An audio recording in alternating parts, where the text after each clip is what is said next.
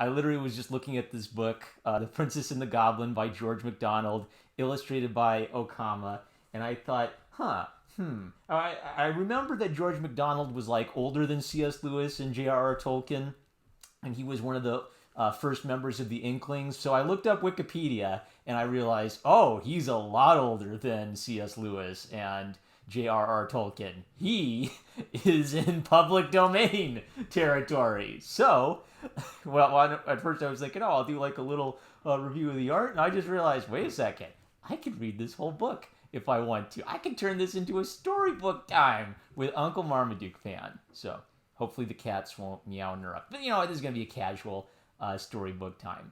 So I am collecting these because I'm a weeb and I love the art. Okama, I'm guessing, is a Japanese studio. I've previously showed off a Japanese edition of The Lion, the Witch, and the Wardrobe, illustrated by the same team. This edition is in English, and I got it from Canada. So if you guys have any questions about the art, I can do some commentary on the art as I go, but the text of the story itself is from the 1800s. So without further ado, let's begin. In this trying election time, I offer you some just cozy weeb art. Let's enjoy some of the weeb art. So there's an illustration without any of the title information on the page. I have some childhood memories of the movie based on this book by Warner Brothers. I loved it as a little kid. I did read this book, I think, in high school when I became interested in C.S. Lewis and the Inklings. They have a nice little map, including the underground and character profiles. And I don't like the way Okama illustrates hands too much, but overall, it's a very sweet style that's a good fit for the genre. And I like how they sort of look at the text of the story and they try to figure out what genre of readers it would best appeal to, and they kind of match the illustration style to that genre. Anyway, so I read it in high school and I was impressed by it. It's denser language and maybe more old school English than Lewis or even Tolkien used. So it's not the easiest for very young readers, I think, in kind of using modern English, but he does contextualize things for children well, and I'm going to comment more on his narration style as I go. I like how they bring sort of like a simple, cute Japanese style to the fantasy creatures. Stylized Circus Baby is here. Love the narration. Thank you, Stylized Circus Baby. I'm going to offer a little commentary on the chapters as I go for book club. I love how the illustrators are picking up on narrative cues. It's even interesting because George MacDonald will sometimes describe how an artist couldn't possibly capture something that he's describing verbally. So he kind of describes what some people think the goblins are as impossibly grotesque, like beyond the imagination. But then he kind of counters that by saying, well, that was an exaggeration. They weren't quite as bad as that. I like how the goblins have kind of a cutish design, like monstrous, but maybe kind of like takes a little bit of the threatening aura away from them. And chapter 2, we'll hear more about this illustration in chapter 2. I love how the artist picked up her having to crawl up on her hands and feet. That was neat. It was also really fun how he described how no artist could possibly capture all the toys. Kind of like so clearly, like because he's writing for children, he's thinking in word pictures. And then the artist literally illustrated that scene, but went ahead and added the toys anyway to give us an idea of their magnificence. And I even like that the toys are very modern toys. It's sort of like they're very lightly modernizing it in the illustrations to help connect to a very young reader. I'm really enjoying it so far. That looks like a spam comment. All right, we might be getting some robots in the chat. Guess what she was spinning? I want to comment a bit. So, it's written in a conversational style. The George MacDonald makes sort of wry comments about little girls that he knows and how they're not as polite as the princess. And look at this. This is a direct question or challenge to the reader. So this is written by someone who wants to read aloud to children and get their feedback on the story. And he also really understands children.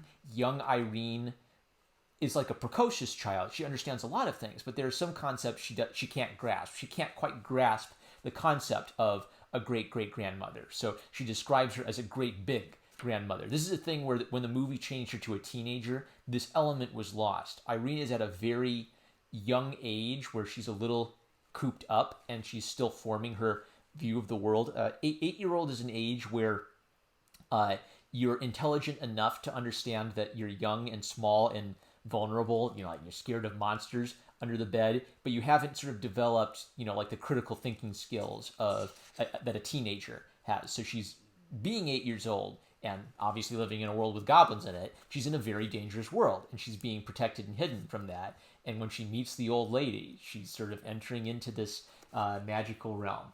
Why, where could... I want to give her a distinct voice. So she's a big middle-aged lady. Why, where could you have been, princess? I've been up a long way to see my very great, huge old grandmother, said the princess. She's adorable. Nurse, that's very rude. You are not fit to be spoken to till you can behave better. I love the writing. I love this so much. Star Storytellers here. We're on chapter 4 of The Princess and the Goblin. Who's here? Fly Fox Pro. What's all this then? It's storybook time with Uncle Marmaduke fan. We're reading The Princess and the Goblin by George MacDonald. I was reading it. I thought, how old is this book? I Googled it. It's in the public domain. It's in the public domain. I can read it on YouTube. So, Princess Irene is savage, says Star Storyteller. Yes, she is. As an aside, I love how they use Japanese conventions to characterize some of these things, like the nurse having like the big, cutesy bootsy face and like emphasizing Irene's cuteness in like her mannerisms. Like being a princess is a big part of these stories because little girls especially love princesses, and George MacDonald is deliberately emphasizing that element of it, including some of like the courtliness of princesses. So it's excellent.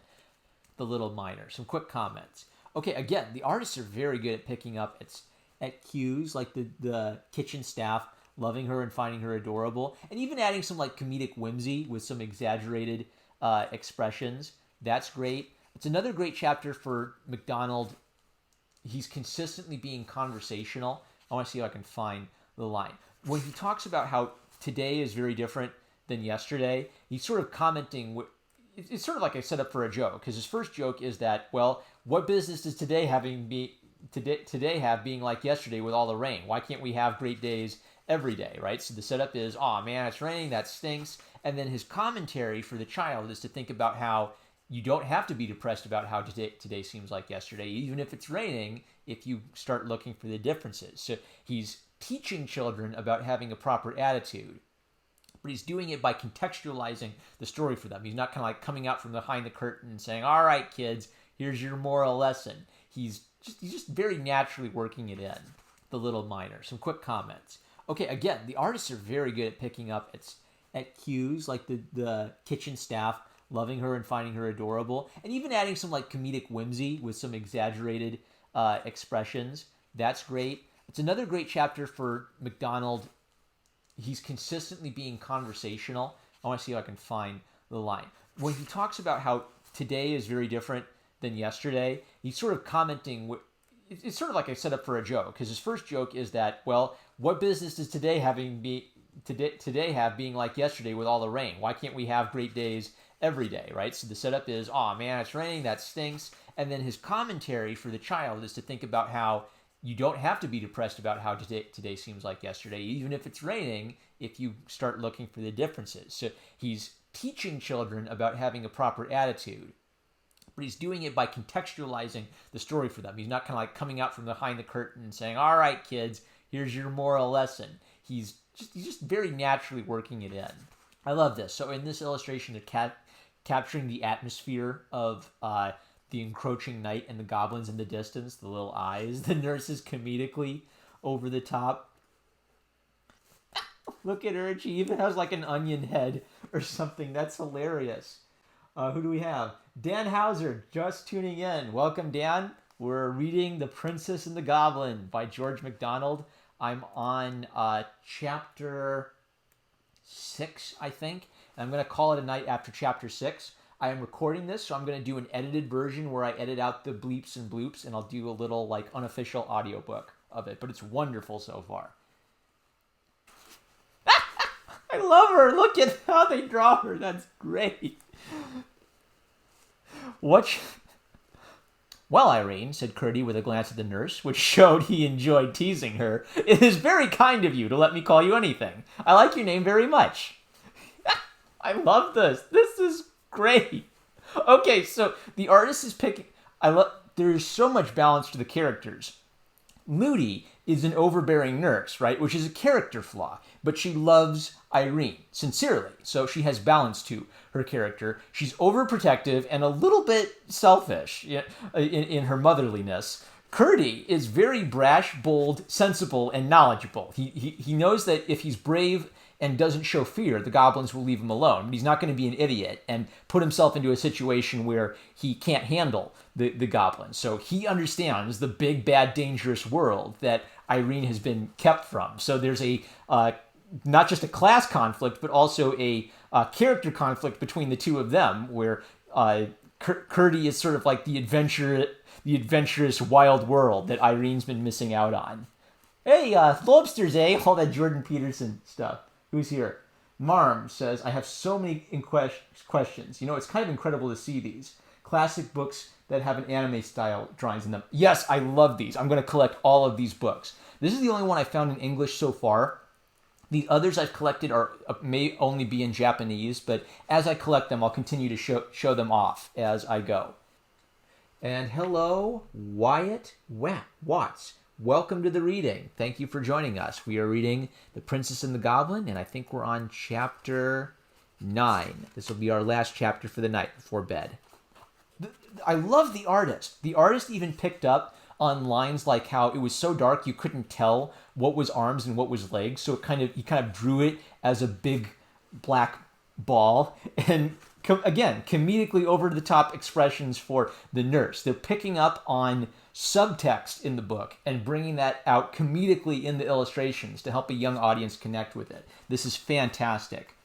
So, narratively, I love that there's a clear class division between Curdy and Irene, and she's too young to understand class divisions. Irene, her princessness comes about in her poise and her grace and her self-control.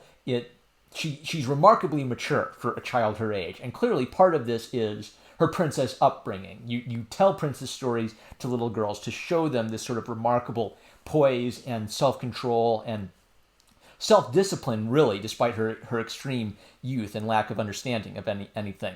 Curdy is, a rough around the edges kid, kind of sings a rude song to the princess of the realm, but he sings it because that's what they need to do to take care of goblins. He has knowledge of the world that she doesn't have.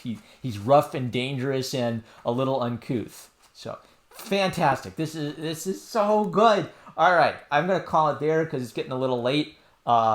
Thanks for everybody who joined the chat. I think I'll keep doing little live stream, kind of like just informal, very informal. There are actually like nice audiobooks of this if you want to get a real nice professional audiobook of it. I'm just going to be reading this for fun and, doing the voices and commenting on the art as I go. So the edition is The Princess and the Goblin, published by Seven Seas Entertainment. I don't think it's available in many bookstores in America, but if you go searching for it, you might be able to find a seller who will ship to the United States. And I'm really impressed by the illustration quality. I mean, it is doing some like creative departure from the text of the book, but it's only adding some little comedic and cartoon elements, I think, that will add to the appeal of it for younger readers, maybe help them connect with, it can be hard for young readers to connect with old British books if they don't understand the culture or the context. So I think giving them illustrations like this would be a nice little, give the kid something they can latch onto to get them into the world of the book. I'm a big advocate